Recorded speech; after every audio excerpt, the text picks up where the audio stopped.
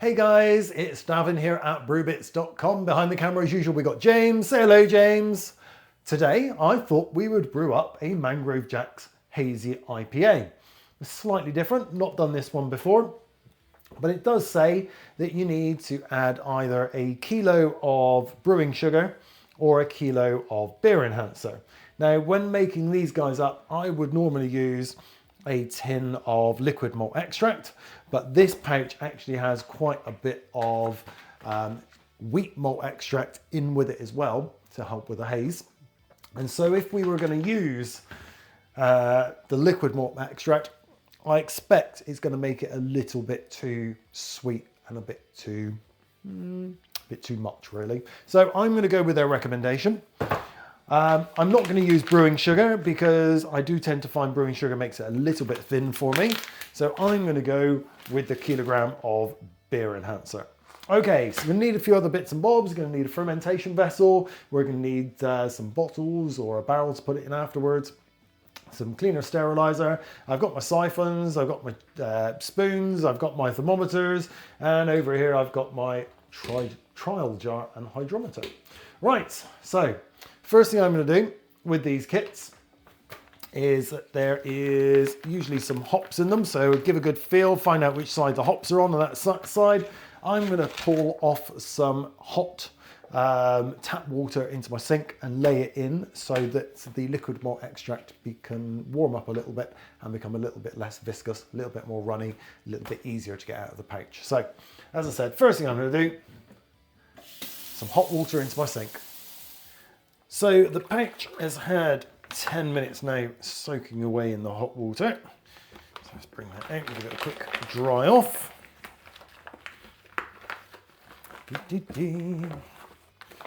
Okay, now with a pair of scissors, I'm going to chop the top off.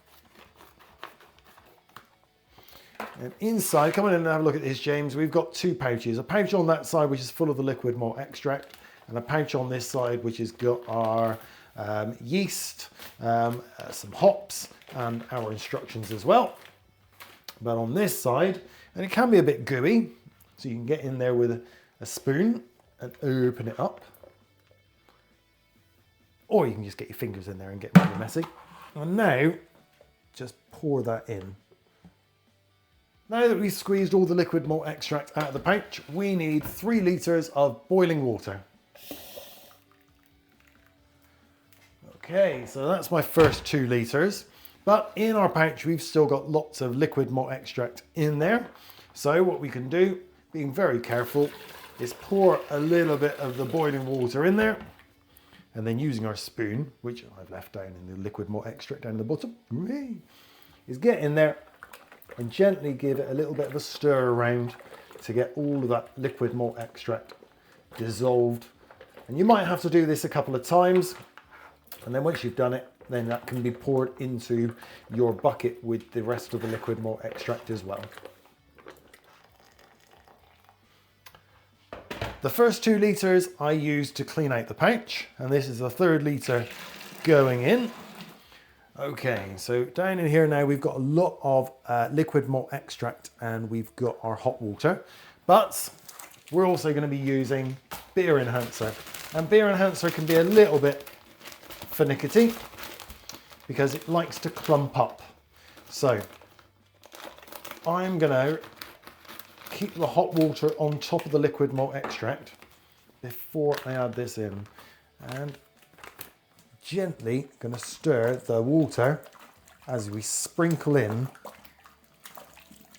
the beer enhancer. And now you've got the beer enhancer in there, give it all a really good stir to mix in the liquid malt extract and the water and the beer enhancer all together until you can feel no more big lumpy glumpy bits. Now it's all mixed in, we need to top our fermenter up with cold water. I'm using cold tap water, and this is a kit that goes up to 18 litres. So it's going to be topped up to the 18 litre or 4 gallon mark. We've topped it up to the 4 gallon mark. And now we need to mix in all that cold tap water with the liquid malt extract at the bottom. So give it a really, really, really good stir. Before I add my yeast, do a quick check with the thermometer just to make sure it's at the right temperature, and it is. It's coming out at just over 20, 21 degrees C, so that's perfect. I've taken a sample of the beer in my trial jar, and with the hydrometer it's coming out at a specific gravity of 1.060, which is nice and high.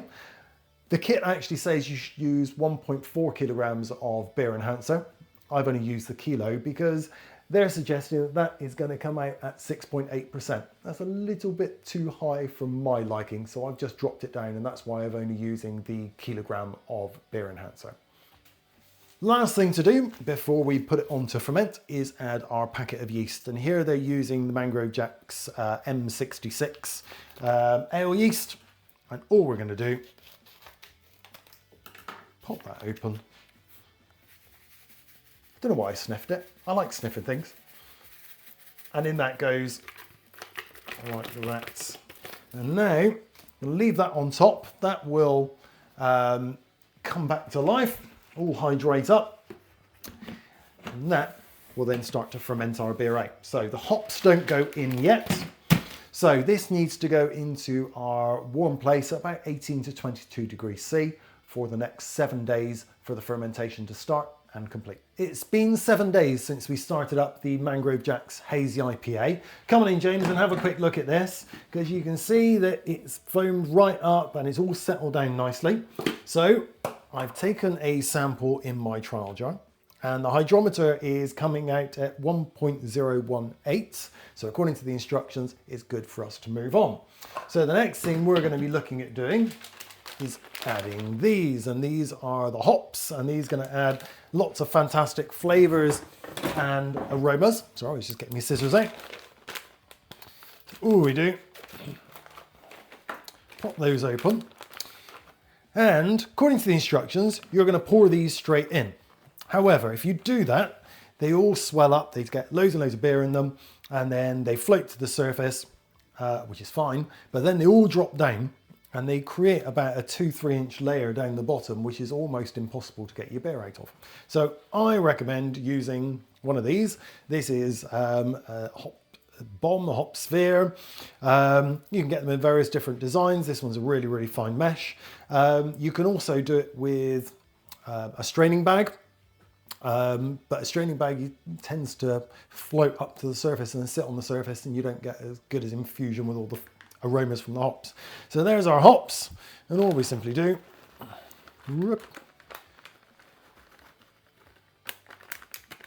pour them in, close that up, seal it in, and then bye-bye. That disappears. So what will happen now is the hops there will break up, and they'll start to fill that hop bomb.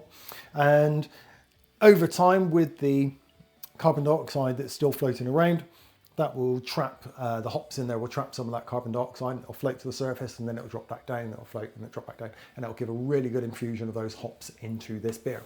Right, that's all done now, so this needs to go back into my warm place for another 2 to 3 days. The Mangrove Jack's Hazy IPA has been sat in my warm cupboard for another 3 days, and then I did something slightly different. I transferred the whole thing down to my garage where it's nice and cool, and it's been sat in my garage for another few days at less than 10 degrees. That helps all those lovely hop flavors infuse without really getting any extra bitterness. So I've taken a sample in my trial jar, and with my hydrometer, it's coming out at 1.016. Beautiful. So come on in, James, and have a look at this, because you can see the hop sphere sat at the top there, full of hops. Down here, I've got a second bucket, sterilized, of course. I'm using my simple siphon. Of course, you can use an auto siphon if you don't wish to suck on the end. Get that in there, give it a good suck, and get the flow going. I'm going to be bottling my beer, and I want it slightly fizzy in the bottle, so I'm going to be priming the beer with this. This is 100 grams of brewing sugar. So I'm going to take the lid off, gently pour that in. It dissolves really, really quick. And with my sterilised spoon, going to give that a good stir and make sure it's all dissolved in. I fitted my bottling wand to my bucket, so it's just a matter of now filling up the bottles. You can do it with a bottling wand, or you can do it with a siphon if you so wish. And you want to bring up the level so it is about level with this ring here. Now I've got quite a few to do, and there's a few bits, a few more litres of beer to go through, so it's going to take me a little bit of time to get this done. So that's it, bottled. The Mangrove Jack's Hazy IPA in its bottles, and I took a sneaky little sample. Colour's looking good. Follow it up to me, James, because the aroma's good too, and the taste. It's still early days. Nice little bit of bubblegum, banana, tropical fruits going on in there, a bit of mango. Everything's going on in there. That's really, really going to be quite a nice hazy IPA. So I dropped the beer enhancer down that we used right at the beginning to only 1 kilo instead of the 1.4 because I didn't really want it to come out at 6.8%, but I can tell you at 6.8% that will also be cracking. However, I like a little bit more of a sessional beer as I'm getting a little bit older. Right, all I need to do now is make some nice little labels for these bottles, put them into my warm place for a week so that the secondary fermentation can happen in the bottles, make them nice and fizzy, and then put them somewhere cool for about another couple of weeks, just to let them just condition in the bottles, and then pop one in the fridge, pop it open, and there you go. It's easy as that. That's going to taste really, really nice in a couple of weeks. Anyway, if you've made the Mangrove Jack's Hazy IPA, if you've made it up to the full 6.8%, hit down in the comments, let me know. If you've got any questions about it, again, let me know. More than happy to answer anything, and I'll get back to you as quickly as I can. But for now, cheers for watching, and happy brewing, and we shall see you on the next one. Cheers.